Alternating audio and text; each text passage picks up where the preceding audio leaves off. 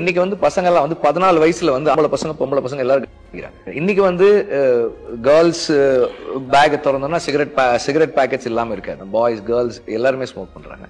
அதனால வந்து அது வந்து ஐ திங்க் காலத்தினுடைய போக்குல அதெல்லாம் இருக்குன்னு நான் நினைக்கிறேன். அண்ட் ஜட்மெண்டலாவும் அதை அப்ரோச் பண்ண வேண்டாம்னு நான் நினைக்கிறேன். ஹேபிட்ஸ் டோன்ட் ஃபார்ம் கேரக்டர்ஸ் இல்லையா? நிறைய நாள் கஞ்சா அடிக்கிறவங்களோட கேரக்டர் மெதுவா மாறுறதுக்கு வாய்ப்பு இருக்கலாம். But we don't need to judge them for that நான் நினைக்கிறேன். there is also one more thing I wanted to add. Social மீடியால வந்து நிறைய இது இருக்கு வருது இப்போ. yes, it is disturbing, it is influencing. என்னோட ஃப்ரெண்ட் ஒருத்தர் வந்து அவங்க டாட்டர் இதே மாதிரி நிறைய சோஷியல் மீடியால இருக்காங்கன்னு சொன்னப்போ ஒரு சைக்கியாட்ரிஸ்ட போய் கேட்டிருக்காரு. அப்பாவுக்கும் பொண்ணுக்கும் இதுல ஆர்குமெண்ட் வந்துட்டே இருந்துச்சு. அப்போ அவங்க அந்த சைக்கியாட்ரிஸ்ட் சொல்லியிருக்காங்க, you are a migrant to their world. உங்களுக்கு இது புரியாது, their natives, they will know how to deal with it அப்படின்னு அவங்க சொல்லியிருக்காங்க.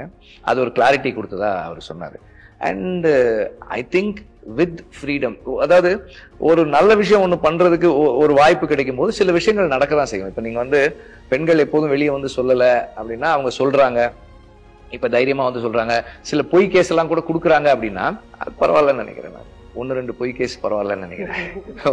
ஒரு 50-100 ஜென்யூனான இஷ்யூஸ் சொல்றதுக்கு வரும்போது ஒரு 2-3 பொய் கேசஸ் தப்பு இல்லைன்னு நினைக்கிறேன். அந்த மாதிரி பொய் கேசஸ் வந்து போலீஸ் கேன் சார்ட் இட் அவுட்னு நினைக்கிறேன். ஐடென்டிஃபை பண்ணி அதை சார்ட் பண்ணிடலாம்னு நம்புறேன் நான். I might also be wrong by saying this.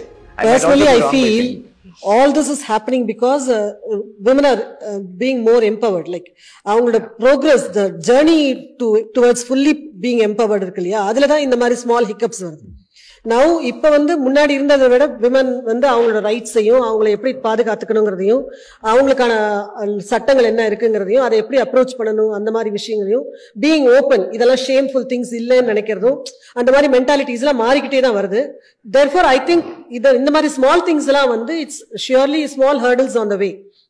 one day it will all be all right. அது மாதிரி தான் நான் நினைக்கிறேன். Thank you sir. சார், ஜெனரலாவே நம்ம ஒரு விஷயம் இஷ்யூ பேசும்போது அவங்களோட ஷூஸ்ல இருந்து பார்க்கணும் அது அப்படின்னு சொல்லிட்டு. பட் இது வந்து ஒரு ஒரு ஹாப்பியான ஒரு விஷயம் கிடையாது. What ever you acted in the movie.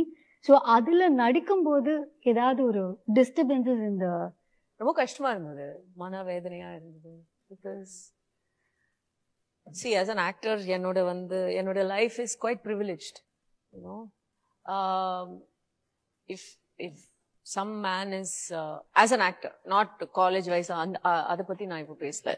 now இப்போ இருக்கிற வாழ்க்கையில if some guy is, you know, trying to misbehave with me, I have the power, I am in a position to stop it, you know.